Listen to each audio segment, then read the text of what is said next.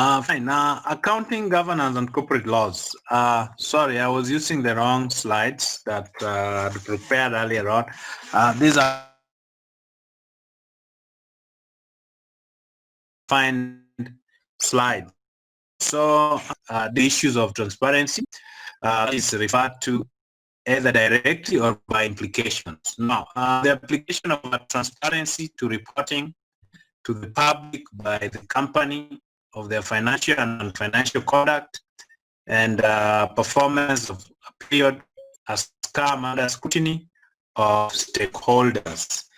Now, stakeholders here are people who may use this information. So accounting governance deals with laws and regulations on reporting. And then the corporate code. In this case, we are going to talk about the CLAP. The CLAP Act of Act 9, it's establishment of community. The CLAP is basically a law that was enacted in Australia.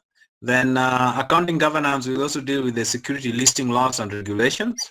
It deals with international financial reporting standards based on those that were promulgated by the international standard boards, ISB, and the international standards of auditing based on promulgation by the International Audit and Assurance.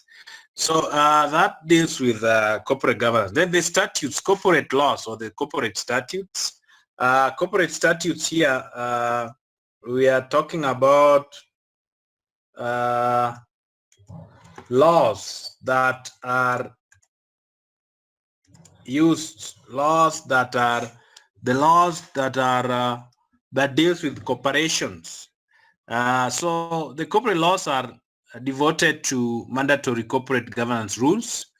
In this case, dealing with financial aspects of corporate governance and substantial reforms in the audit and substantial report in the audit. Substantial report in the audit and financial reports. Now, corporate governance best practice requirements are seen as prescriptive rules that forms part of corporate laws. Now, the best practice requirements will deal with the executive remunerations, shareholders' participations, financial reporting, board structure, and auditing in corporate governance. Now, the corporate law reforms focuses on the requirements that were necessitated, especially after the debacle of Enron,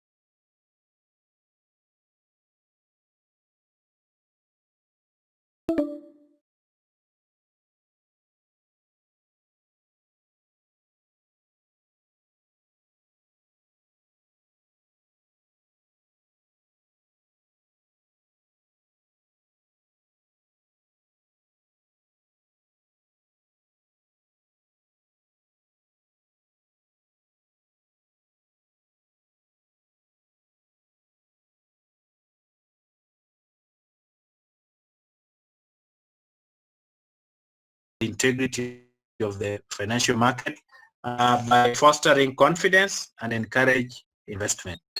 Now, regulation should be cost effective. Now, the benefit of this regulation must outweigh its associated costs. such that the regulation must take into account the direct and the indirect cost imposed by regulations of business and the community as a whole.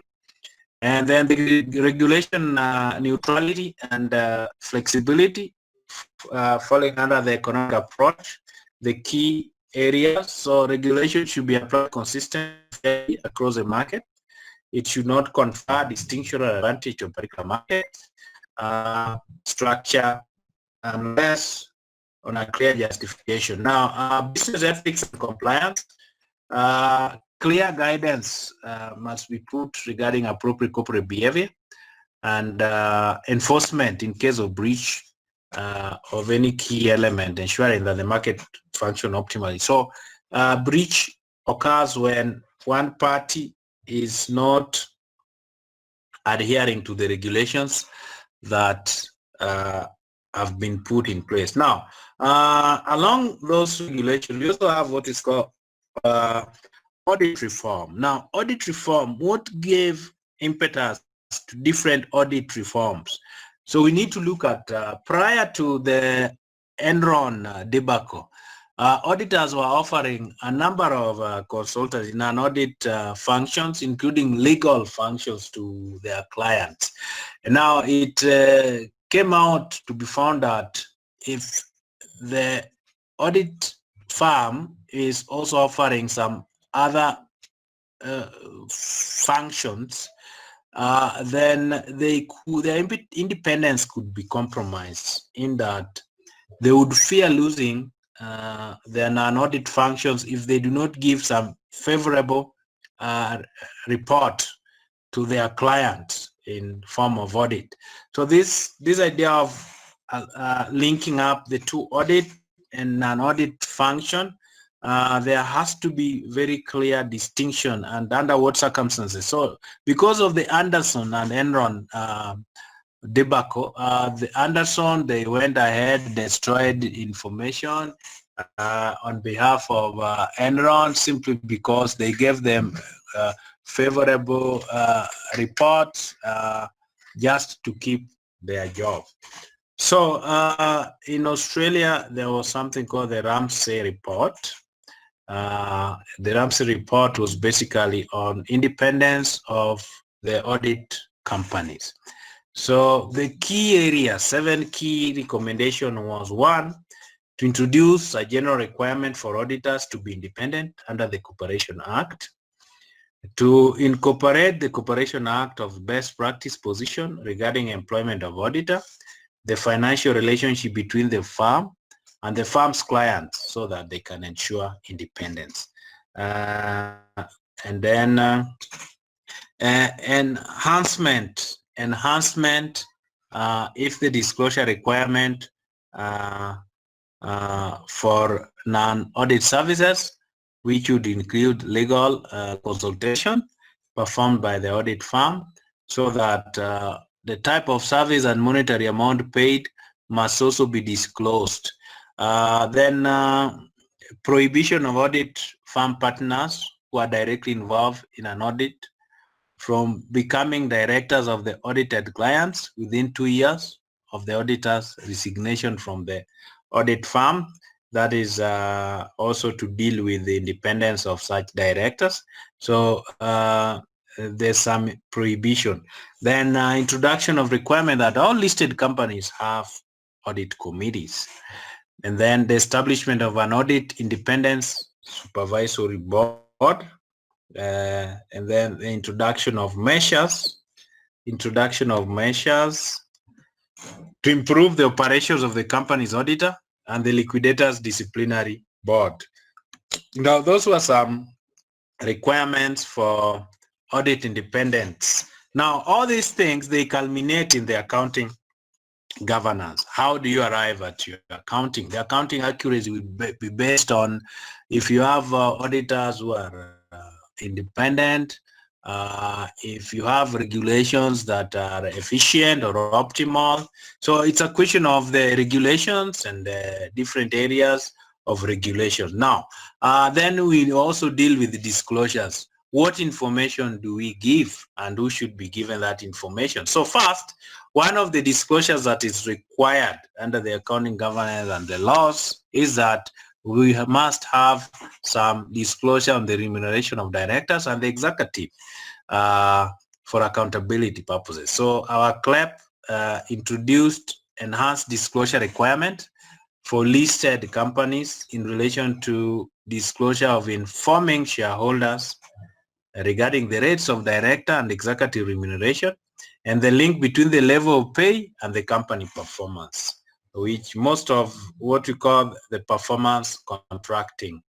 Now, financial reporting under disclosures, corporate disclosures. So introduction of some significant financial reporting reforms requiring that information be provided in the director's report or financial report, which is included in the annual or half-yearly report. Another important financial report related initiative is the establishment of financial reports reporting panel. Reporting, it's not a panel, L, with the jurisdiction to hear and determine disputes between the regulators and companies regarding accounting treatment in annual reports. And then continuous disclosures, so that continuous disclosure regime requiring that the listed companies release to the market information that they think is material on the price or value of the affected business securities. And then shareholder participation in the corporate disclosures is designed to facilitate and promote the exercise of shareholders of important governance rights. So being informed of company activities as well as participating and voting at the general meeting. That disclosure is important. And then the whistleblowers. Whistleblowing, you know very well, is a situation whereby individuals are encouraged to disclose to the management or shareholders some misappropriation that is happening in the company. If you look at the case of Aaron Anderson, it was one of the employees who disclosed that some figures were not really making sense. Now, most of the reforms that are taking place to deal with accounting will always encourage employees to disclose while their identity remains confidential, that whatever is happening. So a new regime which provide protection from victimization of the whistleblower could be officers, employee, contractors, and employees of contractors who report contravention, suspected contravention of corporations legislations. So this corporations legislation, if you report that something is not going as per the regulation, then your identity will not be disclosed and you'll be protected from any form of victimization. And then the corporate disclosures also, in order for whistleblowers to obtain protection, one thing is that the person has reasonable grounds to suspect the disclosure highlight that there has been a contravention of the legislation. Second, disclosure made in good faith. Third, prior to making the disclosure, the person provides names to the person to whom they are reporting. Now, so those ones are disclosures. And then disclosure rules. Disclosure rules. So disclosure rules will deal with the series of important reforms made in relation to this. So the whole issue was the objective underlying the reform to improve the quality of information provided by the investors in the securities and financial markets product. So disclosure rules would want that information is put in the prospectus, and then information should be related to specific transactions are disclosed. Information related to specific transactions are disclosed. Okay, fine. So now Today I had just some few slides. Now, can we have our discussion with those few slides? Can we now have our discussions? Yes, where are the people now?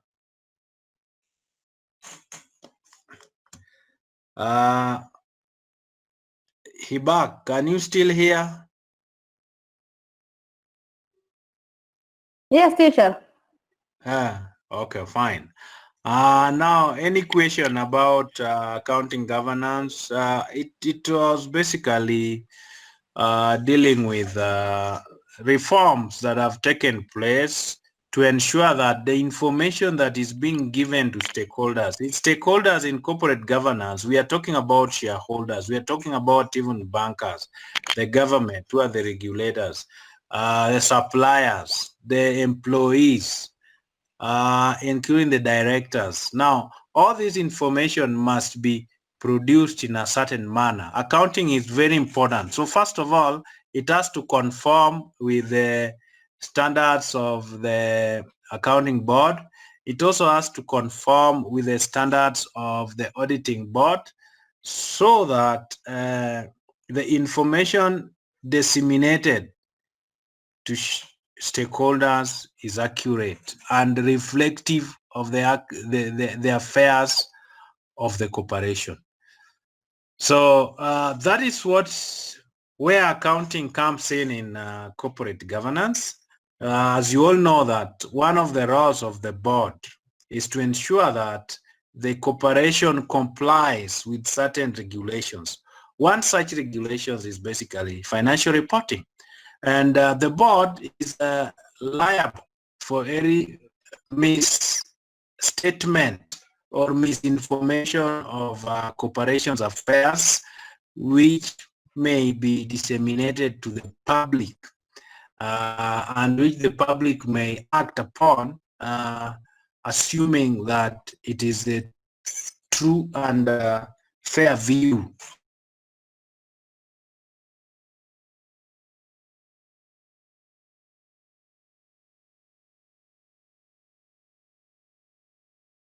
It is of great importance to us. It's of great importance to us.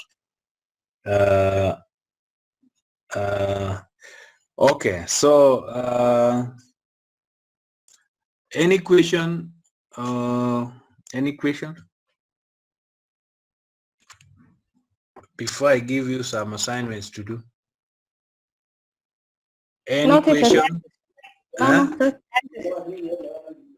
There? I've shared them already. Here. Then for the other one, I've deleted. It was not the correct one. I started with the wrong one, but I've tried. Now, so any question? We still have a lot of time. Yeah, it's only 8:30. It's only 8:30. So any question for that matter?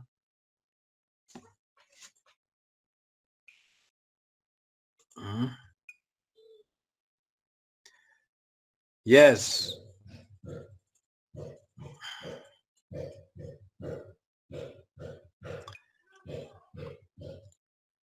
Yes.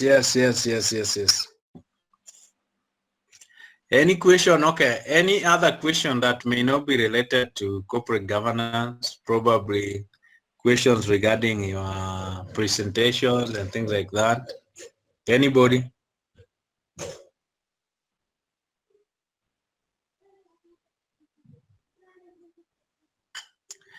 Yes.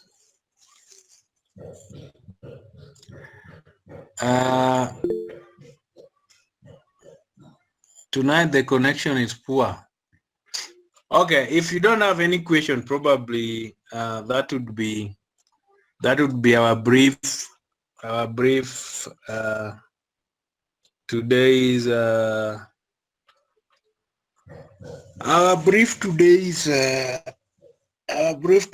lecture. Of course, we've had a lot of problems with the connection, and okay, fine. So what I would like you to do is to read. I want you to read this book, any of those books. I want reading on Enron and Anderson, Anderson, uh, Anderson, and then so could this be an assignment as well? I think so. Enron and Anderson. Now, describe how the auditors independence was compromised, and the role of whistleblower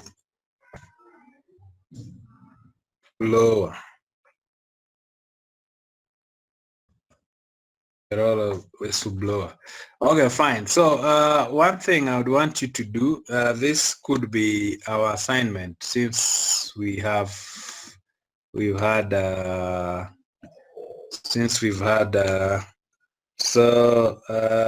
so we do go to the case. Wow, I didn't load. Okay, fine. Sorry about, I had not loaded that one. I had not loaded it. So okay, so assignment that should be due next week. Should be due next week. Enron Anderson case. Enron Anderson case. So describe how the auditor was compromised and the role of the whistleblower.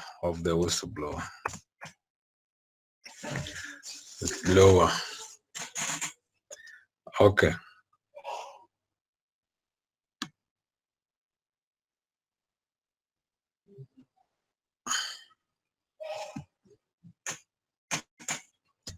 Okay, fine. So